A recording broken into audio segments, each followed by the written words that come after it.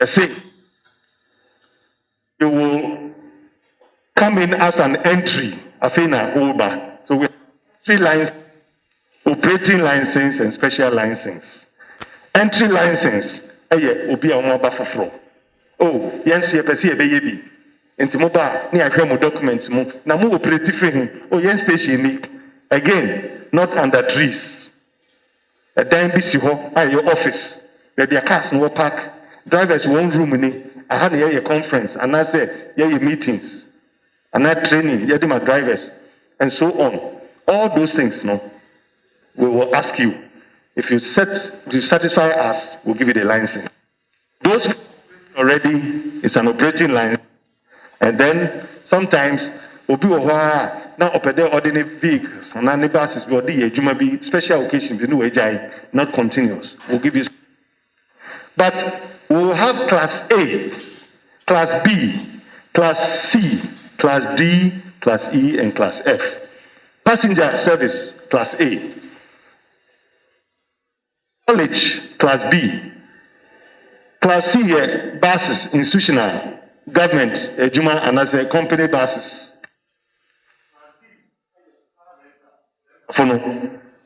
Class E, Uber, and an incrofono. Class F, multiple, or no to me, BBR. And today, GPRTU, just services are Class A. But even under Class A, you still have breakdowns. Will be a throttle, will be a long distance, and so on. But the passenger, Class A. Haulage, Class B, Class C, and so on. The one bank account. Any one veteran scenario agree on how much will require as your minimum capital base. Ahano, yana nkrofu baby I want to say, I feel the yasha I feel what pede, ye just can be better for 2 months. Yiska, want my license and now bit me if you have any issue on that. Number of vehicles, I agree. 20, 40, 50. GPR means over more than 100,000 vehicles, right? The any problem. But I feel we'll have to agree on the number of vehicles that you should have before we license you. Drivers, driving on my phone. First, mechanic, and your driver, because now is the drivers, because now a profession. They say yembuhon, and it's because perhaps of the attitude. They wear, what dress, what they call THC. In terms of one professional, up or down, we want to revive it. They say, you better employ one. You have my salaries. But you won't any and yet, car or the car no banner, or see 2 days, there, 1 day, there. We have to follow a proper structure. You have my salary, social welfare, make us net, and so on. You know, you have the near my guidelines. The driver, at the end of the month, me, public servant, me ko bank, ako jimiska no so ko bank, no so ko jimiska. Welfare and all that. All those things. Will be our register. You tell us your route. Accra to Kumasi, who route no. You are registered. You don't go from Accra to Yamransa or Accra to Takwa. Who route Yakra Kumasi, you are registered. And then a Kwasimintim or China no. You actually register your route on echo. But you won't any. You should have a training facility for your drivers. That is why they say the responsibility of training. GPRTU training school. To Kraba branch. No. Say, if you can't have the facility, go along with a certain driving school, be a system, no. Or driver training organization, be a company, be a organ, or kipus. Then I come into agreement. Master, you are the one who will train our drivers for us periodically. Because DVL very soon, or the Mrabi Beba, Ministry of Transport, also, if you go to DVL to renew your license, now forget it. By force. Every commercial vehicle driver, even every driver, I think the law talks about every driver. If you go to DVLA and you want to renew your license after 2 years, driving for 2 years, you have to show evidence. Say, alcohol training, formal training. Make a classroom. The classroom, yebe no, onye ma ye ko kan brofo akese akese bia. Today me ye ya. Yebe ka twi, yebe ka English. Yes, ya kan Hausa, ya kan Zima, bibia ye be kyerɛ. Nti wokɔ no wɔ ka kyerɛ ma wɔn yam hyehye wɔ. Ye nka dictionary brofo bia. Sɛ mene o ye kɔ abrokyire o. Me de mako bi pɛn. Menim sɛ mo nso bebree mo kɔ abrokyire pɛn. Abra me do airport no. Me gyina hɔ na me hu sɛ pilot na ɔde yɛn kɔ no. Okuta ne bag. Na ɔno na mu sɛ ɔtwe ne bag na ɔbɛfa duty free shop hɔ. Na duty free shop hɔ no. Nsa kɛse esisi hɔ no. Ɛnyɛ nsa petition. Nsa papapa. Ɔmfa na nipa anhwɛ. For any anhwɛ. He moved into the plane and moved. Adan na odie no de. Odi passengers no do kwan so. Ne konkra door se menom nsa. It means say oni titiye bi. Mpato yenti ho ye. If you share with me, we can argue on this. O say wa no station ho, o kono mo kwan so. It means say nipa na oye adwuma ma no. Un training no yi o. You have employed somebody who ethically on your right. Ghana, we a doctor. What the license? Uko kolebu, uko opani na uku bini efishimua. Your Joe license. One Ghana Medical Association crown can be sanctioned for the rest of the day. This is what brings responsibility. Who are media? Are you a media? Radio too, and now if you allow your radio station, now one person, echo can't send it to and now can't be bina and yet ethical. You go now radio goes on Yejman, no Yejman. I can send the panel or can't some or no one can say fun. But the whole radio station or TV station can be sanctioned. Yeah, good. Now say be COVID, Harry, who example no? What's a COVID? Company be one person. And not design NIPA 500. Company, you're good. You sanction them. Yes, it's been shut down. Because you didn't put in place mechanisms. You're not here by test here. And temperature. You share now temperature at 38. Yes, master. You don't come in. Because there are measures here to protect you and me. Shadi obugo yeni. Yo mamukute. Mikasa kakra na baby. Oh, or the other here. Me ya na me. It's because he wants to protect me and you. And why I say, you have employed somebody who is a killer, who is not operating with your ethics. We'll sanction the whole branch. We'll sanction the whole branch. But yet the last component of the guideline, though we raised our concern about where the road auditing aspect, we were saying that we should be consulted so that at least where we have pedestrian bridges and the rest, they could be made disability friendly. Our traffic lights, we should have audio traffic lights so that where apart from the beeping sound, they could also have loudspeakers or voice automated versions of them. So they could also be saying, no, green is up, get ready to cross. South Africa, they are there. Green, yellow is now, amber has come on. Get ready to cross. As soon as green, you hear the beeping, you can cross. So these things will help visually impaired persons who are moving around unaided also to cross, or even others.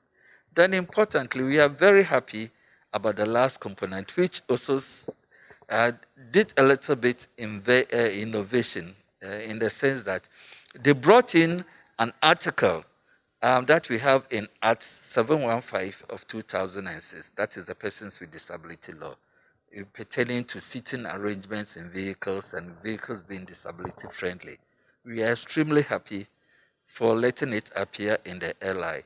But we as a federation, we must also support the Ghana Road Safety to also give us whatever is good for us, especially in the compilation of the manifest. So we will also make sure that this because of COVID-19, but when COVID-19 comes down, we will start our own various sign language training center. We have a sign language training center right here in Cape Coast, which we want to start operationalizing. We want the GPRTU and other people to also avail some of their members there for them to come and study the sign language, so that if it comes to the turn of filling the manifest for disabled persons, our deaf persons, there will be no need for us to have sign language interpreters, but they could avail themselves of that opportunity and help our deaf persons who may appear at the various bus terminuses. Engineer David Osafo Adonting, I'm the Director of Planning and Programs for the National Road Safety Authority. We categorize our accidents and casualties across the country. Then, in terms of distribution, you can see Central Region featuring very strongly. And it's particularly because of the stretch that is leading to the region from Accra. That particular highway, which is the N1, has become very notorious to the extent that we are gathering data on deaths and injuries too frequent, to the extent that we need to do something about it. The road is very good, and unfortunately, we have series of curves, and drivers are not taking the necessary precautions, in spite of the numerous engagements that we always have with them. We have not been sitting down in the past number of years at all, as we used to be a commission. And so we've been engaging drivers. We've been carrying out series of outreaches, educating them at their various lorry terminals and so on. Unfortunately, they are not heeding to our advice and our awareness creation. And so we're depending on the police to enforce the rules and the regulations very vigorously. I think there are also some challenges as far as enforcement is concerned. The government, in its own wisdom, through Parliament, has considered strengthening our capacity into an authority status. We have the belief that this authority is going to change things in Ghana, especially when it comes to road safety management.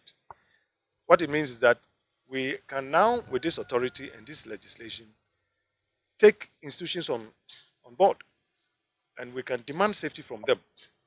We are not going to go for individuals. That will still be the work of the police. But we are going to enforce standards that institutions are required through their own mandate to provide or otherwise. For example, the road infrastructure. It is required that a road institution or road infrastructure provider, the Ghana Highway Authority, that particular stretch that we are talking about, that has become so notorious in this central region, the N1, is required to have necessary protection as regards the road signs and the road line markings. If they are not there, then you have challenged the driver, especially when it gets in the night, when they are to see clearly and they don't. Which means that whatever is missing on this road, we should try and provide. We have complained that is about excessive speeding, travel speeds. So what do we require? And that is how come you find quite a number of speed humps being provided. But you can't have speed humps all along. So we will challenge the road authorities to come up with innovation. Like I'm talking to you now, the police are coming to back all these speed enforcement practices with speed cameras. If we are able to get the speed cameras along the road, which is coming also as a result of this new dispensation of the authority status and so on, then it will help us, because any driver who would want to misbehave in this particular sense, travel on speeds far beyond what is stipulated, then the camera is going to pick you. If the camera picks you, you'll be apprehended electronically. A ticket will be sent to you, and you'll be required to go and redeem yourself by paying a certain fine somewhere. If you do that continuously, the system will automatically bring you out and flash you out by we going to the extent of revoking your license, your driver's license. And so if you want to have a driver's license again, you have to start all over again. Under this regulation again, we are going to ensure that drivers go through formal education, driver training, and it is mandatory. You cannot get your driver's license renewed or even upgraded if you don't go through this mandatory training. And so that is one thing that is going to change attitudes and behaviors of drivers because of the training.